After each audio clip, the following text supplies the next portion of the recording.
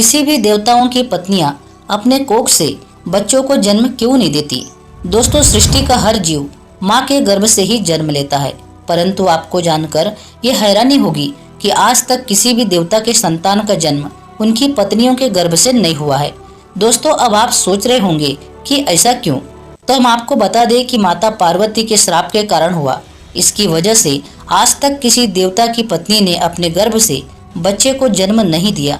इसके पीछे एक पौराणिक कहानी है जिसका वर्णन स्कंद पुराण में विस्तार से किया गया है। दोस्तों, इस पौराणिक कहानी को जानने के लिए इस सनातनी टेल्स चैनल की इस वीडियो को ध्यान से अंत तक जरूर देखिए और वीडियो को लाइक करके चैनल को सब्सक्राइब जरूर कर लेना। दोस्तों, स्कंद पुराण में वर्णित ये कथा उस समय की है जब माता सती अपने पिता दक्ष के घर यज्ञ में गई। वहां अपने पति भगवान शिव के अपमान को सहन नहीं कर सकी और फिर उन्होंने उसी यज्ञ की अग्नि में आत्मदाह कर लिया। इस बात का पता जब भगवान शिव को चला तो वे अपने गण नंदी के साथ हिमालय पर चले गए और वहां तपस्या में लीन हो गए। इधर असुर लोक में नमुच्छ का पुत्र ताड़कासुर परमपिता ब्रह्मा जी की घोर तपस्या करने लगा। सैकड़ों साल ताड़कासुर ने घोर तपस्या करने के बाद एक दिन ब्रह्मा जी को प्रसन्न कर लिया। वे उनके सामने प्रकट हुए और बोले, हे तारकासुर, मैं तुम्हारी तपस्या से प्रसन्न हूँ, मांगो तुम्हें क्या चाहिए। परमपिता ब्रह्मा जी की बात सुनकर तारकासुर ने बोला, प्रभु, यदि आप मुझ पर प्रसन्न हैं तो मुझे अमरता का वरदान दीजिए। तब भगवान ब्रह्मा जी ने कहा, यहाँ कोई भी अमर नहीं हो सकता, क्योंकि इस संसार में जिसने भी जन्म लिया है उसकी मृत्यु अटल है।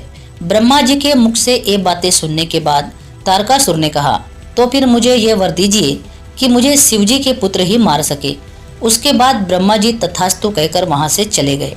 दोस्तों, तारकासुर ने यह वरदान इसलिए मांगा क्योंकि वह जानता था कि देवी सती के आत्मदाह कर लेने के बाद भगवान शिव कभी भी विवाह नहीं करेंगे और जब वे विवाह नहीं करेंगे तो उनका पुत्र कहां से होगा। लेकिन वह ये नहीं जानता था कि समय आने पर उसकी भी मृत्यु अवश्य होगी। ब्रह्मा जी से वरदान मिलने के बाद तारकासुर असुर लोक लौट आया और वहां का राजा बन गया। फिर कुछ समय बाद वरदान के अहंकार में उसने पाताल लोक और पृथ्वी लोक को अपने अधिपत्य कर लिया। फिर तारकासुर ने देवलोक पर आक्रमण कर दिया, लेकिन देवताओं ने राजा मुचकंद का सहारा लेकर तारकासुर को परास्त कर दिया। परंतु तारकासुर बार बार देवलोक पर आक्रमण करता रहा और अंत में देवलोक को भी अपने अधीन कर लिया। तारकासुर के हाथों परास्त होने के बाद देवतागण ब्रह्मलोक पहुंचे और ब्रह्मा जी से बोले, हे परमपिता ब्रह्मदेव, आप तारकासुर से हमारी रक्षा कीजिए। ठीक उसी समय आकाशवाणी हुई, देवताओं, तुम जितना जल्दी हो सके पर्वतराज हिमालय के पास जाओ, वही तुम्हारी समस्या का समाधान कर सकते हैं। आकाशवाणी सुनकर सभी देवताओं को बड़ा ही आश्चर्य हुआ, परंतु सभी देवता बृहस्पति देव के नेतृत्व में पर्वतराज हिमालय के पास पहुंचे। फिर उन्होंने हिमालय से कहा, महाभाग हिमालय, तुम समस्त पर्वतों के स्वामी हो, हम आपसे कुछ निवेदन करने आए हैं, तुम्हें देवताओं की बात माननी चाहिए।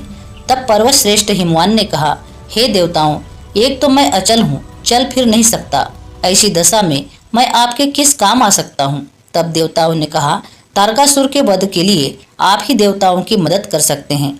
यह सुनकर हिमालय ने कहा, यदि तारकासुर के संहार में मेरी सहायता आवश्यक है तो मैं पूछता हूँ कि किस उपाय से आप लोग तारकासुर का वध करना चाहते हैं, वह शीघ्र बतलाएं, क्योंकि यह कार्य तो मेरा ही है। तब देवताओं ने आकाशवाणी द्वारा कही गई सब बातें कहकर सुनाई और कहा, गिरिराज, आप देवताओं का कार्य सिद्ध करने के उद्देश्य से भगवान शंकर के विवाह के लिए स्वयं ही एक कन्या उत्पन्न करें। यह सुनकर हिमवान अपनी पत्नी मैना से बोले, सुमुखी, तुम्हें एक श्रेष्ठ कन्या को उत्पन्न करनी चाहिए। उसके कुछ दिनों बाद पर्वतों की रानी मैना ने बड़ी प्रसन्नता पूर्वक अपने गर्भ में कन्या को धारण किया। कुछ समय बाद मैना के गर्भ से एक कन्या उत्पन्न हुई जो गिरिजा नाम से प्रसिद्ध हुई। उस समय देवताओं ने फूलों की वर्षा की, संपूर्ण त्रिलोकों में प्रसन्नता छा गई। माँ सती गिरिजा का जब जन्म हुआ उस समय दैत्यों के मन में भय समा गया और देवता महर्षि चारण सिद्धगण आनंद को प्राप्त हुए। उधर जब गिरिजा 8 वर्ष की हो गई तब एक दिन हिमवान अपनी पुत्री गिरिजा को भगवान शिव से मिलाने ले गए। भगवान शिव उस समय हिमालय की कुंद्राओं में अपने गणों के बीच ध्यान मुद्रा में लीन थे। वहां पहुंचकर हिमवान ने अपना सिर झुकाकर शिवजी को प्रणाम किया और कहा, हे प्रभु, आप मुझे इस कन्या के साथ प्रतिदिन अपने दर्शन के लिए आने की आज्ञा दी। परंतु भगवान शिव ने आज्ञा देने से मना कर दिया, लेकिन देवी गिरजा के बार बार अनुरोध करने पर उन्होंने प्रतिदिन दर्शन के लिए आने की आज्ञा दे दी।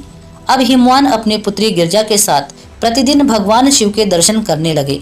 इसी तरह कई दिन बीत गए, परंतु फिर भी महादेव अपनी तपस्या में लीन थे। यह देखकर देवतागण चिंतित हो उठे कि भोलेनाथ तो कुमारी गिरजा की तरफ ध्यान ही नहीं दे रहे हैं, तो फिर तारकासुर का नाश कैसे होगा।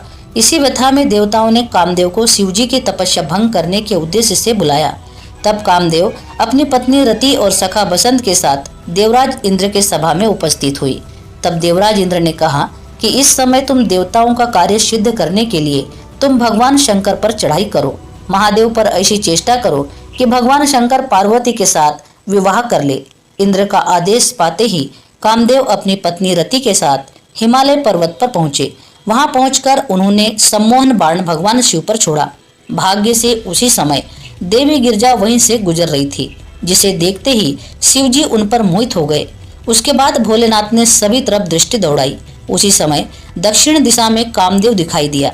यह देख भगवान शिव को समझते देर नहीं लगी और उन्होंने क्रोध में आकर कामदेव को अपने तीसरे नेत्र की अग्नि से भस्म कर दिया। उधर पति को अग्नि में भस्म होता देख उसकी पत्नी देवी रति विलाप करने लगी। तब गिरजा कुमारी ने उसे सांत्वना देते हुए कहा कि वे उसके पति को वापस दिलवाएंगी। उसके बाद देवी गिरजा देवी रति के साथ हिमालय पर शिवजी की तपस्या में लीन हो गई। पार्वती के महान तप से संपूर्ण चराचर जगत संतृप्त होने लगा। तब देवतागण और असुर सब मिलकर भगवान शंकर के पास गए और समाधि में लीन भगवान शंकर की स्तुति करने लगे। काफी देर तक स्तुति करने के बाद भगवान शंकर ने आंख खोली और देवताओं से पूछा, आप सभी देवतागण मेरे पास क्यों आए हैं। तब देवताओं ने तारकासुर की सारी बात भगवान शंकर को बताई और कहा कि आप पार्वती जी का पानी ग्रहण करें। और भोलेनाथ पार्वती जी का विवाह संपन्न हुआ। विवाह के कुछ समय बाद एक दिन देवी पार्वती और भगवान शिव एक दूसरे के साथ अपने महामिलन में लगे थे। उसी समय देवतागण कैलाश के द्वार पर पहुंचे और भगवान शिव की जोर जोर से स्तुति करने लगे। इसकी वजह से माता पार्वती और भगवान शिव का महामिलन भंग हो गया। देवताओं की इस तरह की विशिष्टता देख माता पार्वती को क्रोध आया और वह कैलाश पर्वत के द्वार पर आई और देवताओं से बोली, बुद्धिहीन देवगण, आप लोगों ने असमय आकर यहाँ शिव और पार्वती के महामिलन में बाधा डाली है।